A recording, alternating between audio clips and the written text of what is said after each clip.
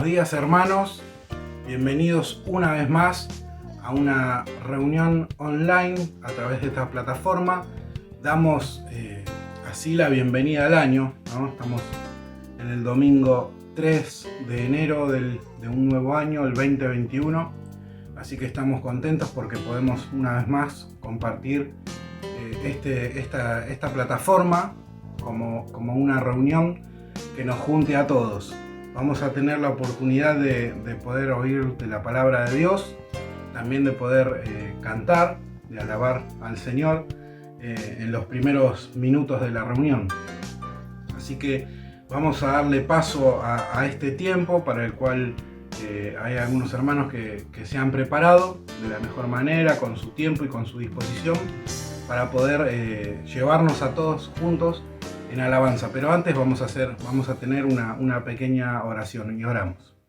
Señor, te damos gracias por este día, te pedimos que a lo largo de él tú estés llenando de bendición, de tu compañía. Señor, sabemos que no nos hace falta nada, siempre tu mano provee y siempre tu mano duplica, Señor, para cada uno de nosotros. Estamos contentos porque podemos seguir compartiendo la palabra a través de esta plataforma en un nuevo año que comienza. Padre, que sea de bendición, agradecidos en el nombre de Jesús. Amén. Bien, hermanos, vamos a tener un tiempito de alabanza y luego seguimos con la reunión.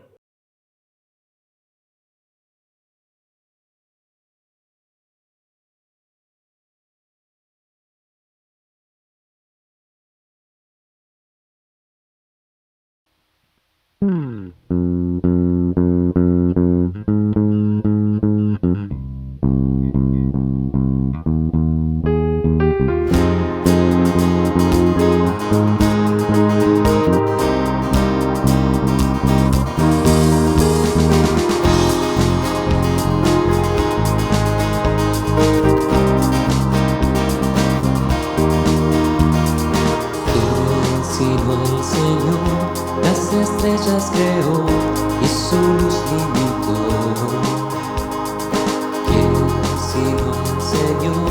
Sol y luna formó, movimiento les dio. ¿Quién sino el Señor? Hace la lluvia venir, truenos rugir. Tus obras grandes son. Dios poderoso, tú gobiernas la creación. Con tu palabra, Señor, te exaltaremos. Dios poderoso, de ti canta la creación. Llenas todo tu Señor, te exaltaremos por siempre y siempre, oh Dios.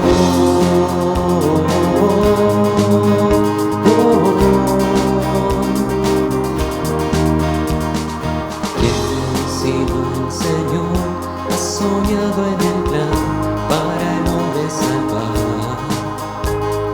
¿Quién sino el Señor limpiar el pecado con su sangre y amor? ¿Quién sino el Señor puede dar vida y salvar por una cruz? Tus planes grandes son. Dios poderoso, tú gobiernas la creación.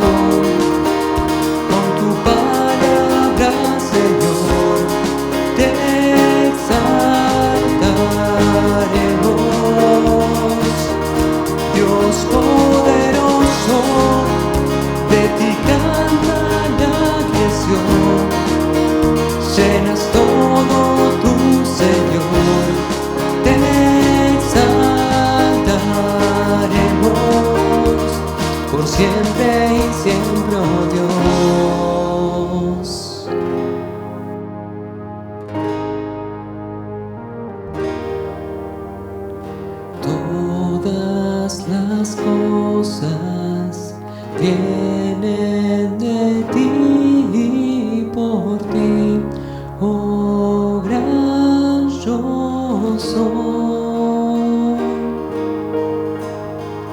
Todo es tuyo y para ti, oh Señor, oh gran yo soy. Dios poderoso, tú gobiernas la creación, con tu palabra, Señor, te exaltaremos. Dios poderoso, vertical la creación, llenas todo tu Señor, te exaltaremos por siempre y siempre, oh Dios, te exaltaremos por siempre y siempre, oh Dios.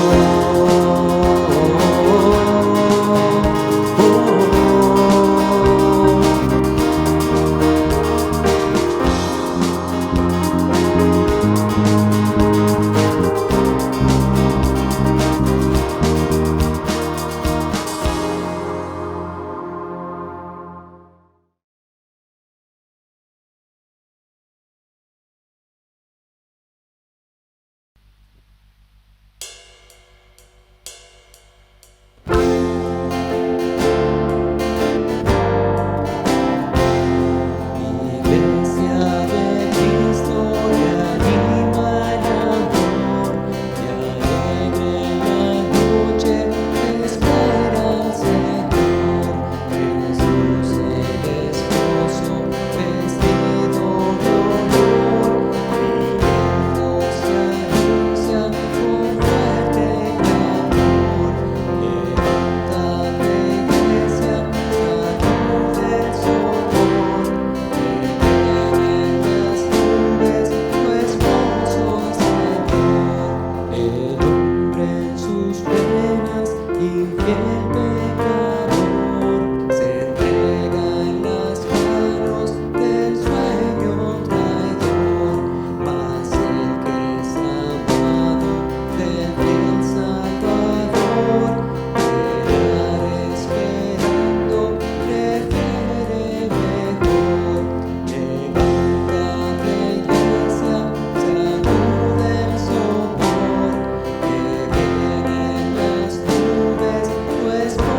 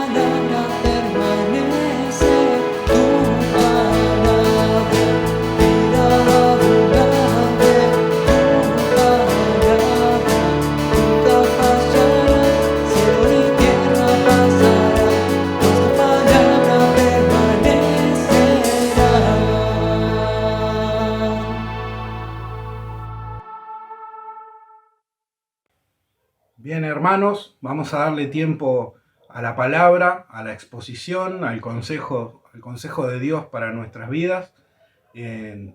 Para el día de hoy está a cargo nuestro hermano Eduardo Carbone y nos va a hablar acerca de qué es la iglesia, el concepto de iglesia y su origen, dónde nace.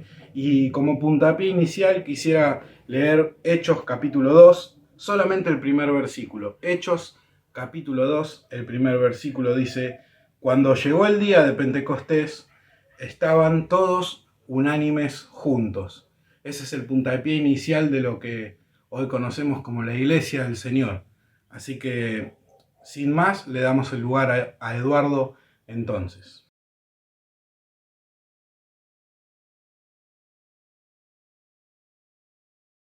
Buenos días, mis queridos hermanos.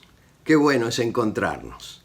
Qué bueno es decir feliz año nuevo en este primer día del año 2021. Saber que al comenzar este año y mirar el pasado, que no fue nada sencillo atravesarlo y estar presente hoy, decimos, hemos estado al abrigo del Altísimo. Hemos estado bajo la sombra del Omnipotente. Y también podríamos decir, no temeré lo que pueda hacerme el hombre. Que esta confianza no falte en cada uno de nosotros. Que podamos manifestarnos de esta manera, sabiendo que una vez más, Dios va a manifestar su voluntad buena, perfecta para cada uno de nosotros. Al comenzar este año debemos mencionar, como ya ustedes conocen y saben, hemos propuesto una serie de temas para todo el año y en estos primeros meses vamos a estar tocando el tópico de la iglesia. La iglesia en distintas facetas, la iglesia de manera muy puntual, con algunos subtemas que nos van a de alguna manera encauzar en muchas de nuestras cosas. Muchas veces hablamos de la iglesia y muchas veces también lo hacemos con algunos errores. Así que en esta oportunidad vamos a procurar hablar de la iglesia en lo que hace a su origen, su concepto, a responder esa pregunta que muchas veces nos hacemos: ¿qué es la iglesia? ¿No es cierto? Porque hay muchas respuestas. En nuestro tiempo y en nuestro mundo de cristiandad hay mucha confusión respecto de esto y algunos han derivado este sentido. Así que, aunque mucha gente entiende que, por ejemplo, la iglesia es un edificio, esto realmente no es una definición bíblica de lo que significa, de lo que es la iglesia. La palabra iglesia muchas veces la hemos escuchado y también muchas veces nos hemos olvidado, pero resulta ser que la palabra iglesia tiene varios significados. Significa, por un lado, significa asamblea. Por otro lado, significa también ser llamados afuera. Y también se llama iglesia a una determinada convocatoria.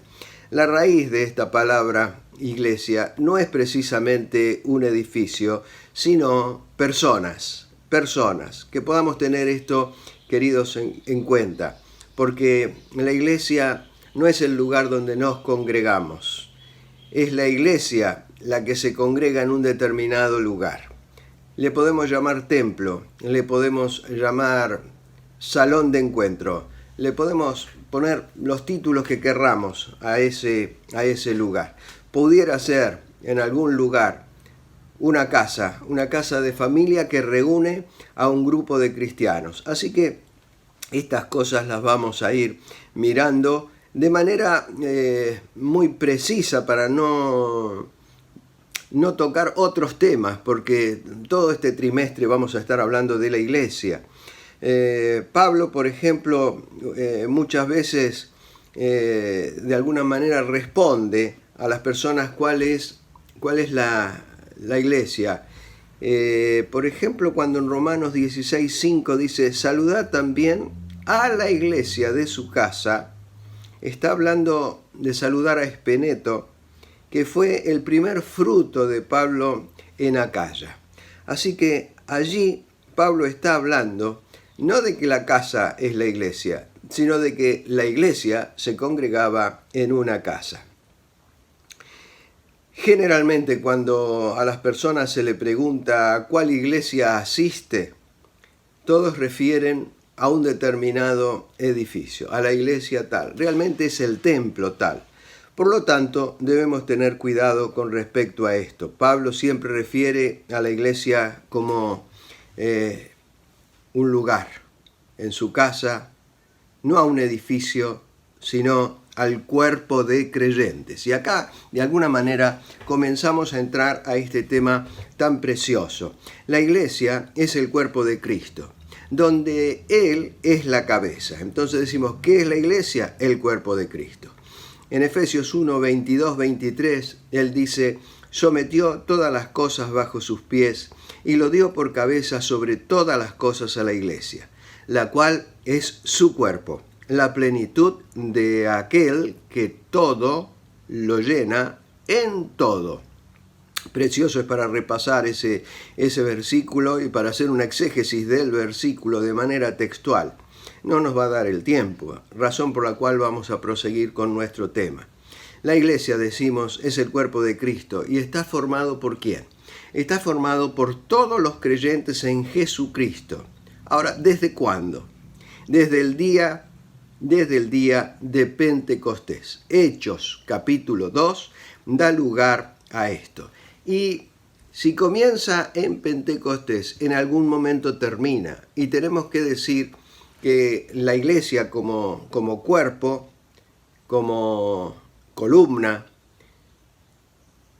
empieza allí en el capítulo 2 de Hechos, pero nosotros tenemos la esperanza bendita por interpretar las Escrituras que finaliza con el arrebatamiento de la iglesia de esta tierra, arrebatada. ¿Para dónde? Para el cielo. ¿Por quién? Por Jesucristo. Él viene a buscar a su esposa, Él viene a buscar a la iglesia. Y entonces este advenimiento no debe confundirse con la segunda venida en gloria del Señor Jesucristo cuando viene a poner sus pies sobre el monte de Sión para poner fin al tiempo de la gran tribulación. Este advenimiento, esta segunda venida donde ningún ojo le verá más que el de los cristianos, es el día del cual no sabemos ni la hora ni el momento. El cuerpo de Cristo comprende dos aspectos, hermanos. Comprende la iglesia universal, que es la iglesia formada por todos los que tienen y han tenido a través de estos más de 2000 años una relación personal con Cristo. Es decir, aquellos que entendiendo el mensaje de la evangelización, el mensaje evangélico, que es el mensaje de redención, el mensaje de salvación, que han confesado sus pecados a Jesucristo, que han creído en Cristo como su único y suficiente Salvador, toda esa persona que se ha convertido de sus pecados, que los ha confesado, y no solamente que ha confesado sus pecados, sino que ha dejado de practicar el pecado, porque al convertirse hay una nueva criatura, hay una nueva generación, un nuevo nacimiento espiritual en el Espíritu Santo. Así que esto es muy bueno y es bueno saberlo. Esa iglesia es la iglesia invisible, es la iglesia genuina, es la iglesia donde no hay personas que están convencidas intelectualmente o que están dudosas. Es la iglesia universal. ¿Por qué? Porque es la iglesia que está en todo el mundo y es la iglesia que está desde el día de Pentecostés. A esa universalidad se refiere la palabra de Dios cuando nos enseña. En 1 Corintios capítulo 12 el apóstol Pablo dice, porque por un solo espíritu fuimos todos bautizados en un cuerpo, sean judíos o griegos, sean esclavos o libres, y a todos se nos dio a beber de un mismo espíritu. Quiere decir La salvación en Cristo alcanza a toda etnia, a todo idioma, a toda nación, aquellos que puedan estar esclavos o libres, aquellos que puedan estar presos por delitos. A todos se nos da a beber un mismo espíritu en tanto y en cuanto comprendamos el mensaje evangélico. Seamos convertidos a Cristo y tengamos la experiencia de dejar entrar a Cristo para que Él sea el Señor de nuestra vida, tenga señorío sobre nuestra vida. Cualquiera que ha depositado su fe en Jesús es parte del cuerpo de Cristo y ha recibido el Espíritu Santo como evidencia. No hay necesidad de pedir al Espíritu Santo, porque el día que creímos en Cristo hemos sido sellados por el Espíritu Santo de la promesa. Entre paréntesis digo, hermanos, hemos sido sellados por el Espíritu Santo y no hay ningún otro sello que pueda ponerse sobre nuestro cuerpo ni sobre nuestra alma, porque es el sello divino de la redención y de la salvación. Y por eso hemos sido sellados con Dios en la persona del Espíritu Santo en nuestra vida, y la Iglesia universal de Dios entonces la forman todos aquellos que hemos recibido la salvación a través de Jesucristo y la confesión por el abandono de pecado. Esto en cuanto a la Iglesia universal.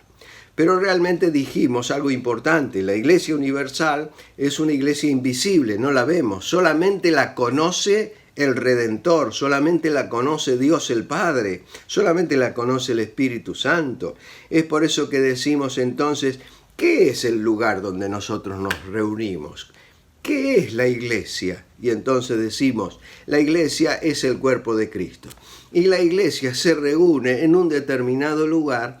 Por lo tanto, entendemos que los que se reúnen en un determinado lugar es la iglesia local. La iglesia local en tal lugar, en tal edificio, en tal localidad, en tal nación, en tal provincia. Cuando Pablo escribe a Gálatas capítulo 1, verso 1, dice: Pablo, apóstol, a todos los hermanos que están conmigo y a las iglesias de Galacia. Allí observamos que había varios lugares para reunirse, o sea, varias localidades, varios salones de reunión. A eso se le dice iglesia local. Una iglesia local, por más que tenga un determinado nombre como denominación y demás, no es la iglesia como es la iglesia universal. Es una iglesia local, un cuerpo local de creyentes. Esto nos tiene que quedar más o menos claro. Aunque todos sabemos de este tema, o la mayoría, es bueno que en este tiempo que vamos a hacer este estudio sobre la iglesia, en los distintos encuentros dominicales, podamos nosotros tener bien el concepto en medio de los errores que muchas veces escuchamos. La Iglesia Universal está formada, dijimos, por los que han confiado en Cristo. ¿Para qué? Para salvación, para confesión de pecados a Dios. Y no solamente conforman lo que entendemos la iglesia local, que es visible, sino que también conforman la iglesia universal. Las iglesias locales son parte de la iglesia universal. En la iglesia local muchas veces hay personas convencidas, no son redimidos, no son salvos, no han nacido de nuevo, pero se sienten a gusto como un grupo de pertenencia. Tenemos que tener cuidado, mi estimado amigo o amiga, en que no pensemos que somos salvos o somos creyentes porque hemos nacido en un hogar cristiano. La decisión de ser salvo, la decisión de aceptar a Jesucristo es personal, es individual, no depende de nadie, depende de mi individualidad. Es por eso que voy a remarcar dos aspectos de la iglesia, para que nos quede más claro todavía. ¿Qué es la iglesia? La iglesia local es aquella que es terrenal y pasajera. Es terrenal y pasajera. La iglesia universal, a diferencia de la iglesia local, es invisible y es eterna, Nace de la conformación del cuerpo de Cristo. Cristo es el que le da fundamento y base a la iglesia, que es su cuerpo. Y a través de las edades, desde Cristo hasta el arrebatamiento de la iglesia por el mismo Cristo, se estará dando este mismo fenómeno sobrenatural y espiritual en la vida de hombres y mujeres que acepten a Cristo como su Salvador. Al hablar de este tema, no podemos menos que ponernos a los pies del Señor Jesucristo. ¿De qué manera? Queridos hermanos y hermanas, en gratitud, en adoración, en mostrarle a Él esa gratitud por la misericordia que Él ha tenido para con todos nosotros, porque Él ha construido un cuerpo precioso del cual Él es la cabeza, nuestro Señor Jesucristo, con su muerte, con su resurrección, con su glorificación, con su entrada a los cielos, ha formado este nuevo pueblo. Y Hechos capítulo 2, verso 32, dice: a este Jesús resucitó Dios, de lo cual todos nosotros somos testigos. Así que, exaltado por la diestra de Dios y habiendo recibido del Padre la promesa del Espíritu Santo, ha derramado esto que vosotros veis y oís. Allí está el precioso capítulo 2, donde ha sido sellado el cuerpo de la iglesia, el cuerpo de Cristo, con el Espíritu Santo. Y en Efesios capítulo 1, verso 22, el apóstol Pablo sigue abonando lo que venimos diciendo, igual que en Colosenses 1, 24, y sometió todas las cosas bajo sus pies, y lo dio por cabeza sobre todas las cosas a la iglesia, la cual es su cuerpo, la plenitud de aquel que todo lo llena. ¡Qué bueno! Ahora me gozo, dice Pablo, ahora me gozo en lo que padezco por vosotros. Le decía a los contemporáneos de su tiempo, particularmente a los de Colosas, a quien va dirigida la carta, que eran cristianos, en la iglesia local de Colosas, pero que a su vez conformaban desde ya la iglesia universal. Y cumplo, dice Pablo, en mi carne, lo que falta de las aflicciones de Cristo por su cuerpo, que es la iglesia. Pablo padecía con gozo, padecía con amor todo lo que pudiera sucederle, porque él se sentía miembro, parte del cuerpo de Cristo. Entonces ese miembro en el cuerpo tiene que mostrar una actividad, tiene que mostrar la actividad del ejercicio de sus dones, de su vinculación, de su participación. Y esto es muy importante. Dice Pablo escribiendo a Primera de Tesalonicenses, en el capítulo 4 y verso 4, leo lo siguiente: porque si creemos que Jesús murió y resucitó, así también traerá Dios con Jesús a los que durmieron en él. Por lo cual os decimos esto en palabra del Señor, que nosotros que vivimos, que habremos quedado hasta la venida del Señor, no precederemos a los que durmieron. Porque el Señor mismo, con voz de mando, con voz de arcángel y con trompeta de Dios, descenderá del cielo, y los muertos en Cristo resucitarán primero. Luego, nosotros, los que vivimos, los que hayamos quedado, seremos arrebatados juntamente con ellos en las nubes para recibir al Señor en el aire, y así estaremos siempre con el Señor. Por tanto, alentaos los unos a los otros con estas palabras, y decimos: el Señor viene pronto. ¿Cómo no alentarnos? ¿Cómo no alentarnos si sabemos que el Señor está a las puertas? Él viene en breve. El Señor es el mismo que ha determinado en relación a esto que es la iglesia. Ha determinado y ha dicho: sobre esta roca edificaré mi iglesia. No dice voy a continuar edificando, sino que dice edificaré mi iglesia, y está hablando en el futuro inmediato. El Señor se está despidiendo de los suyos, y como si este pueblo ya hubiese existido antes, cosa que no fue. Entonces Él dice continuaré edificando. No lo dice, Él dice directamente: edificaré mi iglesia. Y damos gracias a Dios porque la iglesia es un pueblo aparte. no es una continuidad del Antiguo Testamento. La iglesia se encuentra en el Nuevo Testamento. No es un agregado al pueblo elegido de Dios como Israel, sino que es otro cuerpo, es otro pueblo, es otra nación llamada a ser nación santa.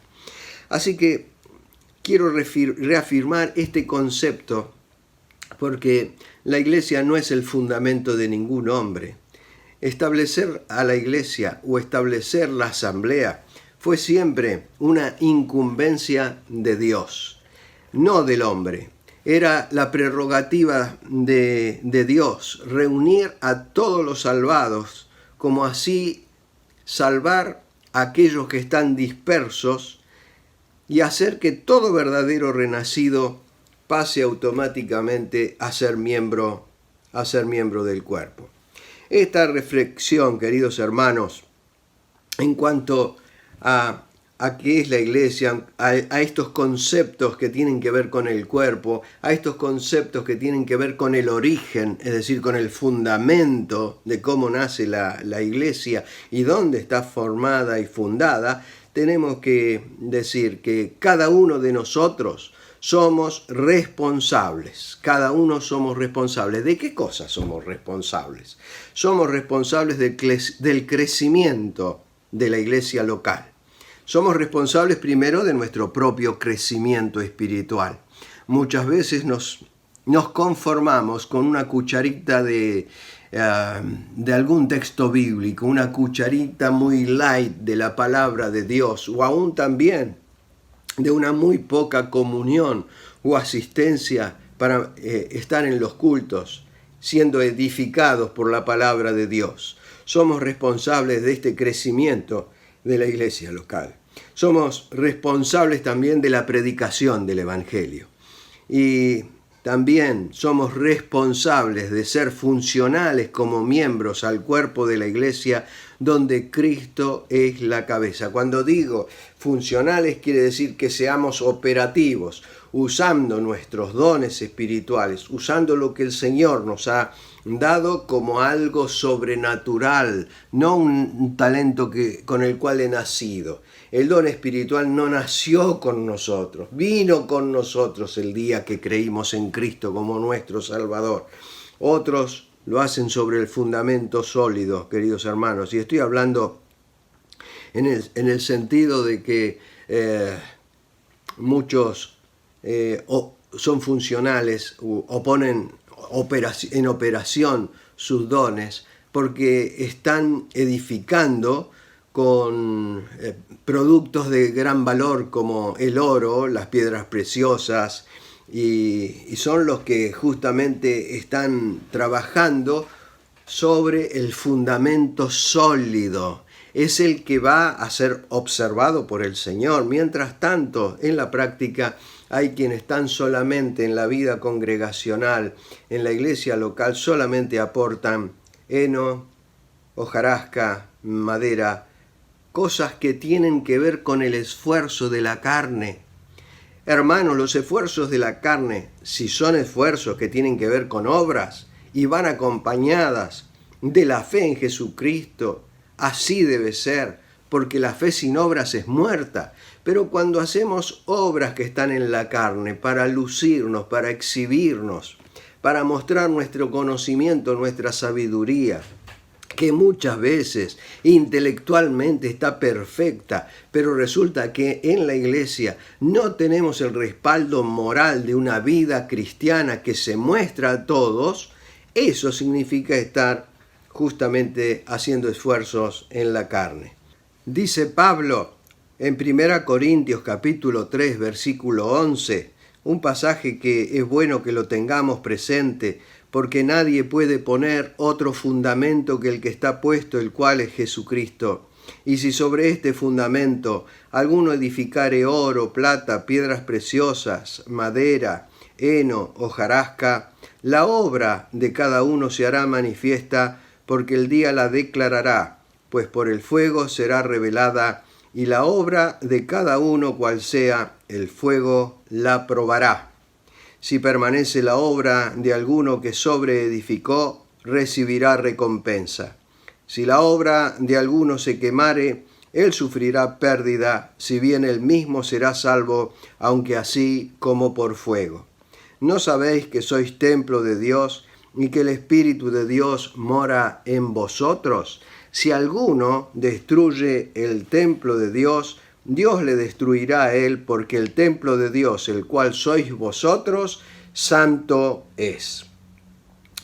Queridos hermanos amados, no entramos a la asamblea con el objeto de ser salvos, sino que entramos a la asamblea, entramos a la iglesia siendo ya salvos. Somos incorporados siendo salvos a la vida de la iglesia local y al cuerpo de Cristo.